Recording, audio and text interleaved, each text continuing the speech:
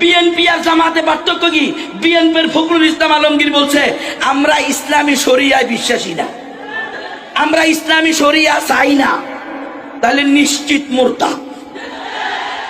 বর্তমান যে আধুনিক জামাতে ইসলাম বা ছাত্র শিবির আছে তাদের বক্তব্য শোনেন। ডাক্তার শফিকুর রহমান সাহেবকে সাংবাদিক জিজ্ঞেস করছে, সাংবাদিকা বেশ্যা মহিলা অর্ধেক খোলা শাড়ি পরছে বাবু। ওই মহিলা প্রশ্ন করছে আপনারা ক্ষমতায় গেলে কি নারীদেরকে বোরকা পড়তে বাধ্য করবেন? উনি বলছেন না, আমরা নারীদেরকে পোশাকের স্বাধীনতা দিব, যার মন চায় বোরকা পরবে, যার মন চায় বোরকা পরবে না। এটা কি ইসলাম? উনাকে জিজ্ঞেস করলে আপনারা ক্ষমতায় গেলে কেমন রাষ্ট্র ঘোষণা করবেন? বলে আমরা ওয়েলফেয়ার স্টেট, কল্যাণ রাষ্ট্র ঘোষণা করব। বলে এটা কেমন? বলে যেই রাষ্ট্রে নারী পুরুষে ভেদাভেদ থাকবে না, যেই রাষ্ট্রে ধর্মে ধর্মে ভেদাভেদ থাকবে না।